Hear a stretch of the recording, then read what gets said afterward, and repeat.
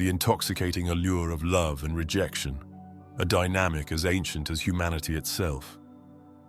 Let us begin with a question, a tantalizing one. Why do they come back? Those who have rejected us, cast us aside, dismissed us. Why, like moths to a flame, do they sometimes return, seeking what they so willingly relinquished? The answer, my friends, lies not in the shallow waters of popular advice, but in the deep, murky undercurrents of the human psyche. For love, rejection, and reunion are not merely acts of the heart, they are acts of the mind, chemical, compulsive, and, dare I say, addictive. Let me explain. Imagine this. Rejection, that painful soul-crushing act, ignites within us the same neural pathways as addiction. Yes, addiction. Helen Fisher, a pioneering researcher in the science of love, conducted an extraordinary study. She found that when we are rejected, our brains light up like a fireworks display in regions associated with motivation, craving, and addiction. Romantic rejection, it seems, is less about the heart and more about the brain behaving like a desperate addict, hooked on a drug we cannot obtain. Think of it. The photograph of an ex, the mere whisper of their name, sends a cascade of signals through the brain, awakening the regions responsible for longing and reward.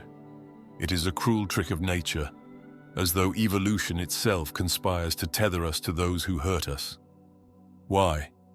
Perhaps it is because, like the addict chasing the high, we chase the fantasy of what could have been. It is not them we crave, but the possibility, the promise of a life unfulfilled. The cycle of addiction. Let us now dive deeper.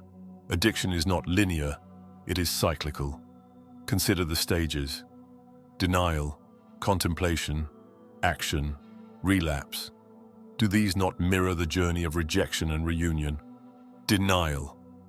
The rejected partner convinces themselves there is no problem. Surely they will come to their senses. Contemplation. Doubt creeps in. What if they never return?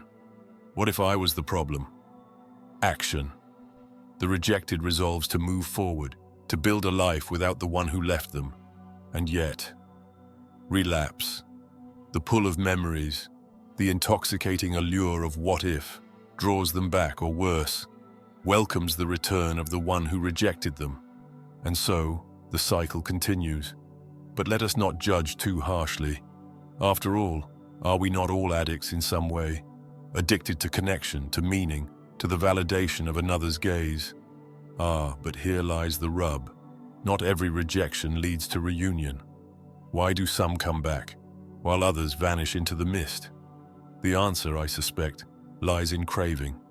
For just as an addict craves the substance that destroyed them, the one who rejects you may find themselves ensnared by the memory of what you once shared. Reunion, you see, is not about regret. It is about a failure to replace what was lost. The memories, the potential futures that linger like ghosts, haunt the mind of the rejecter. They crave not you, perhaps, but the version of themselves that existed with you, the person they once were, or wished to be, in your presence. Let us pause here to address a popular myth, the no-contact rule. Ah, yes, the great panacea for heartbreak, touted as the surest way to make them miss you. And yet, the data tells a different story. Most who are rejected find that their exes do not reach out during no contact. The silence, rather than creating longing, often cements the distance.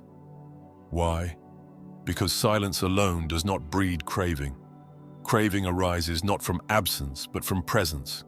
The persistent, nagging presence of memory, of potential, of unresolved emotion. And herein lies the secret. If you wish to be craved, you must first understand what they are addicted to. Let me share an observation from my years of reflection and study. There are two poles in the dance of rejection and reunion, the anxious and the avoidant. The anxious partner craves reassurance, fears abandonment, clings desperately. The avoidant partner craves independence, fears intimacy, retreats into solitude. When these two collide, it is like flint and steel. Sparks fly, igniting passion but also friction. The anxious, in their desperation, push too hard, while the avoidant, in their fear, pull away. The result? A vicious cycle where the anxious suffocate and the avoidant flee. And yet, not all is lost. For even in the midst of this storm, there exists a path to reconciliation, not by force but by understanding. If you are the anxious partner, learn to temper your need for validation. Become, in their eyes, the calm in the storm, not the tempest. Let them see that your love is not a demand but an offering. If you are the avoidant, dare to confront the walls you have built. For love, true love, is not a loss of independence but a partnership that strengthens both. Now, let us turn the lens inward. For while we examine the rejecter, we must also examine the rejected. Why do you want them back? Is it love, or is it fear? Is it the person you miss, or the pedestal upon which you have placed them? Ah, the pedestal. How we elevate those who leave us, transforming them into paragons of virtue, keepers of our happiness. But let me tell you a truth. They are not gods. They are human, flawed and fallible, as we all are. To truly see them, you must first knock them from that pedestal, not out of malice, but out of clarity. Here, then, is my challenge to you. Ask yourself, why do I want them back? Is it because they bring out the best in you, or because you fear the emptiness they leave behind? And then ask, are they worth getting back? Truly worth it? If the answer is yes, then pursue them not as an addict chasing a fix, but as a partner seeking partnership.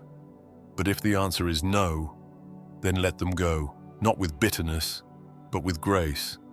In the end, the greatest triumph is not winning them back, but transcending the need to. For when you realize that your worth is not tied to their validation, you become something extraordinary, something that cannot be ignored. And paradoxically, it is often in this moment of self-realization, when you no longer need them, that they find themselves drawn back to you. For nothing is more magnetic than a soul that stands complete, unbroken and unapologetically itself. So, my dear friends, as you navigate the labyrinth of love and rejection, remember this: the power lies not in their return, but in your growth.